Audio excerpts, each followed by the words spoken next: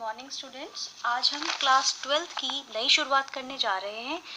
आज मैं आपके साथ बिजनेस स्टडीज़ का चैप्टर 1 जो कि है nature and significance of management पर एक वीडियो अपलोड करूंगी ताकि आप लोग घर बैठे ही उस चीज़ को पढ़ाई कर सकें और अपना टाइम बिल्कुल भी वेस्ट ना करें। सबसे पहले हमें आज जो टॉपिक कवर करना है वो है मीनिंग ऑफ मैनेजमेंट। ठीक है, देन हमें सब पूछेंगे कि व्हाट इज़ मैनेजमेंट। तो जब आपने कॉमर्स लिया है तो सबसे इम्पॉर्टेंट बिजनेस स्टडीज़ ही है, बिकॉज ये ही हम आपके थियोरेटिकल नॉलेज देता है। मतलब बिजनेस को बेसिकली हमें प्रैक्टिकल नॉलेज से करना होता है, बट जब तक हमारा थियोरेटिकल कॉन्सेप्ट क्लियर नहीं होगा तो हम लोग उस चीज़ को नहीं कर सकते हैं ना। तो हमारे को प्रैक्टिकल करने के लिए उसके साथ साथ थ्योरी भी उसकी जानना बहुत ही ज़्यादा इम्पॉर्टेंट है। So back to the topic, what is management. Management की बहुत अलग अलग ऑथर्स ने अलग अलग डेफिनेशंस दी हैं, मगर एक सिंपल टर्म में हम अगर बात करें उस चीज़ की तो एक मतलब एक नॉन सिंपल जो हमें एक आम भाषा जो हम जिसको कहें कि हर इंसान मैनेजमेंट करता है। ठीक है, मतलब मैनेजमेंट एक ऐसी चीज़ है जो हर जगह देखने को मिलती है। फॉर एग्जाम्पल जैसे कि आप लोग, मैं अगर आप ही का एग्जाम्पल लूँ तो आप क्या कौन है, आप लोग स्टूडेंट्स हैं, तो आप भी अपने आप को मैनेज करते हैं। कैसे मैनेज करते हैं? अगर आपको अच्छा पढ़ाई करनी है, अच्छे मार्क्स लाने हैं, तो आप लोग क्या करते हैं, आप लोग आपके पास जो रिसोर्स है, आपका रिसोर्स क्या हुआ, आपका रिसोर्स टाइम है, तो आप अपने टाइम को मैनेज करते हैं ना अपनी पढ़ाई के लिए कि भाई मैं इस सब्जेक्ट को इतना टाइम दूंगा, इस सब्जेक्ट को इतना टाइम दूंगा। तो ये स्टूडेंट्स भी अपने आप को कैसे करते हैं कि टाइम को मैनेज करते हैं, टाइम का ऑप्टिमम यूटिलाइजेशन वो लोग करते हैं। ठीक है, तो मैनेजमेंट जो है वो इक्वल है किसके, ऑप्टिमम यूटिलाइजेशन के। ठीक है, क्योंकि आप लोग अपना जो टाइम है उसको प्रॉपर और उसको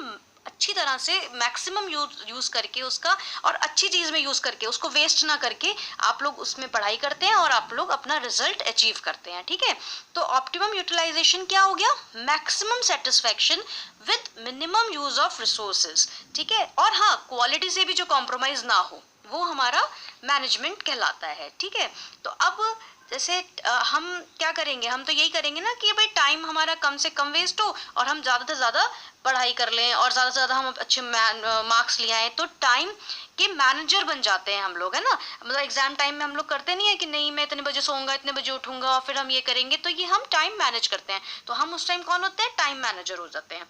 ठीक है, ताकि हम चाहते हैं कि हम कम से कम मतलब वो यूज़ करके हम मैक्सिमम यूटिलाइज करें अपने टाइम को। ठीक है, तो अब जैसे हम नेक्स्ट एग्जाम्पल लें, जो हमारे घर में हमारी मदर हैं।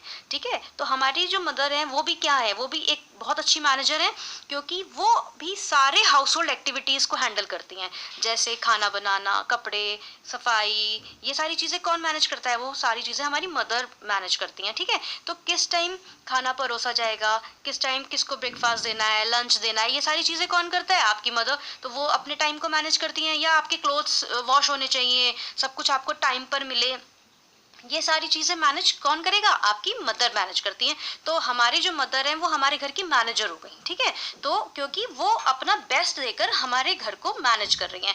फिर हम अगर बात करें हमारी फादर की, तो हमारी फादर अपनी अलग जगह है उनकी मैनेजमेंट में। वो क्या करते हैं, वो फंडिंग को लेकर मैनेज करते हैं ना, कि फाइनेंस कहाँ से आएगा।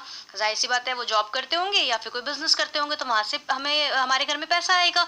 तो वो जो पैसा आया वो हम उसे कैसे कैसे खर्च करेंगे, मतलब फादर उस चीज़ को मैनेज करते हैं कि मेरे को कितना पैसा किस चीज़ में खर्च करना है, कि आपको आपका पढ़ाई में कितना पैसा जाएगा, खाने पीने में कितना पैसा जाएगा। तो इन सब चीज़ों को मैनेज कौन करता है, आपके फादर। हाँ, आपकी मदर उनको असिस्ट जरूर करती हैं उस काम में, क्योंकि उनकी हेल्प करती हैं, उनको थोड़ा सा भाई मैनेज साथ में तो उनके काम देखती हैं उस चीज़ का। ठीक है, तो अब आप मैनेजमेंट की पूरा महीना जो है हमारा कैसे चलेगा, है ना। पूरा महीना जो सैलरी हमारी आई है उस चीज़ को हमें पूरे महीने चलानी है ना, तो उस चीज़ को वो लोग मैनेज करते हैं, हमारे फादर और मदर मिलकर। ठीक है, बट बिजनेस में मैनेजमेंट की अपनी एक अलग जगह है, बिकॉज बिजनेस में तो अलग अलग रिसोर्सेज होती हैं। ये तो चलो अभी हमने घर की बात करी, बट अगर हम बिजनेस में आ जाएं, क्योंकि हमने तो बिजनेस करना है अल्टीमेटली, हमें तो उसके हिसाब से पढ़ना है, तो बिजनेस में अलग अलग रिसोर्सेज होती हैं हमारे जो फंड होता है उसकी। ठीक है।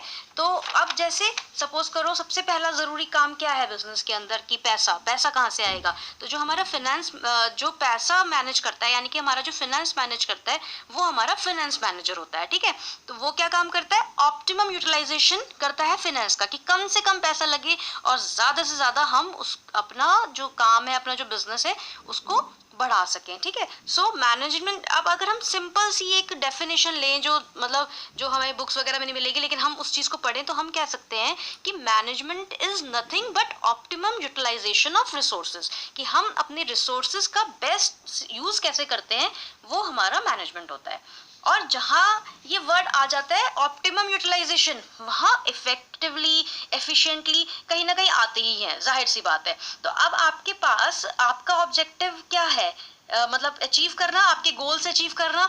तो हम और भी डेफिनेशन देखेंगे मैनेजमेंट की। आई होप आपको थोड़ा सा मैनेजमेंट क्लियर हुआ होगा कि बिजनेस मैनेजमेंट क्या है, इसकी क्या इंपॉर्टेंस है। ठीक है, तो अब अगर हम प्रॉपर मैनेजमेंट की डेफिनेशन देखें तो वो है, management is the process of designing and maintaining an environment in which individual working together. Individual working together, इसका मतलब क्या हो गया? एक team work. As a team work हम लोग काम करेंगे मैनेजमेंट में। ठीक है, एक अकेले के ऊपर नहीं हो सकता कि खाली बिजनेस की सिर्फ उसी की रिस्पॉन्सिबिलिटी और वही देखे, नहीं, ऐसा नहीं होगा। हमें एज अ टीम मिलकर कोई भी काम करना पड़ता है। तो individual working together in group effectively and efficiently to accomplish selected goal. ठीक है, तो अगर कभी भी आप कोई डेफिनेशन पढ़ें तो सबसे पहले क्या है, जैसे आपको अभी मैंने ये डेफिनेशन बताई तो आपको समझ में आ गया कि भाई हम ग्रुप में रहकर एक टीम की तरह हम वर्क करते हैं और हमारा जो भी बिजनेस का गोल है हम उसे अचीव कर लेते हैं। ठीक है, उसका मतलब मैक्सिमम प्रॉफिट में ले जाते हैं, जाहिर सी बात है, हम अपने बिजनेस को। तो अगर कभी भी आप कोई भी डेफिनेशन पढ़ें तो उसके कीवर्ड्स पकड़ लें सबसे पहले तो। ठीक है, उससे आपके दो बेनिफिट्स होंगे। पहला तो ये कि आपको चैप्टर समझ में आ जाएगा कि भाई हमारा जो ये चैप्टर है वो क्या कहना चाह रहा है और हमें इसके अंदर क्या चीज़ें, मतलब उसका एक समझ में आ जाएगा आपको कि हमें क्या पढ़ना है, इसके अंदर हमारे को क्या चीज़ दी हुई है। और दूसरी बात क्या चीज़ इसकी हो जाएगी कि जैसे बिजनेस स्टडीज़ है हमारा, तो उसके अंदर सबसे क्या चीज़ आएगी? केस स्टडी आएगी हमारी। और केस स्टडी सबसे बड़ा टेरर होता है स्टूडेंट्स के लिए कि भाई अरे ये कैसे हम करें। तो अगर आपको कीवर्ड्स पता होंगे तो आपको केस स्टडी पहचानने में बहुत ज़्यादा आसानी हो जाएगी, है ना, प्रॉब्लम नहीं होगी। तो आप फटाफट से उसको देख सकते हैं कि अच्छा भाई ये चीज़ कैसे करनी है और हम उसको लें।